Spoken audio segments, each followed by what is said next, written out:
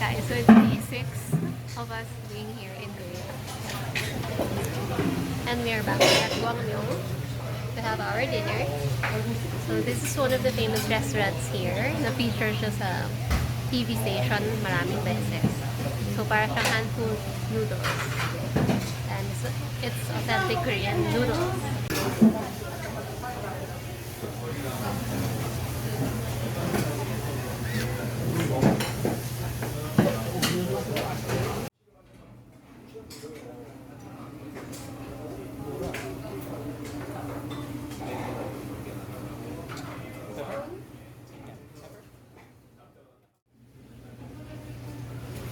So yummy.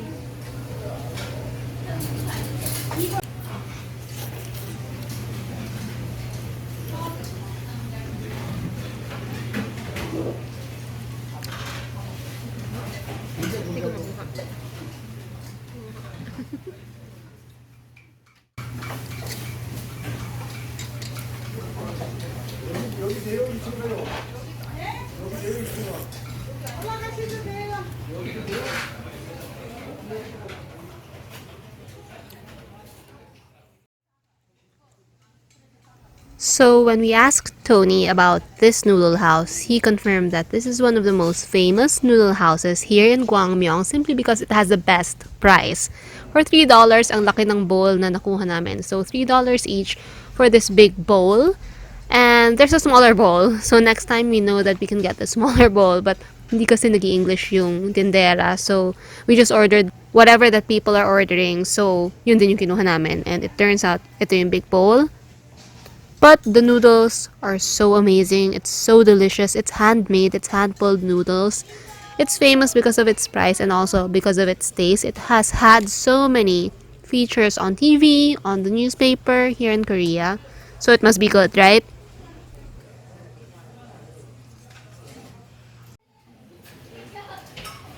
So we tried to translate that with PIXIE. And here it goes.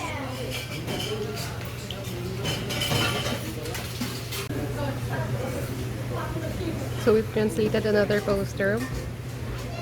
We talked about their feature last December 2013. Also, price is amazing. So if you are here in Gwangmyeong Traditional Market, the station is Gwangmyeong Sigori and get off at exit 10. And then you can get off sa public market. Nandun lang siya. It's somewhere there.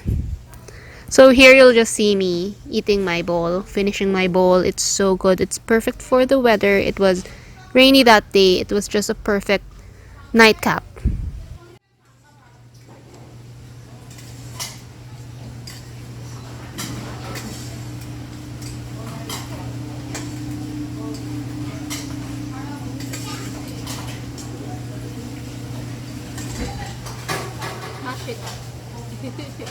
Anyway guys, thank you so much for watching. I hope you've enjoyed this video. Don't forget to hit subscribe and like this video. And don't forget to share this on your Facebook wall. If you're going to Korea anytime soon, please leave a comment. I'd love to share with you my experience. And stay tuned for my last Korea vlog this week. Bye!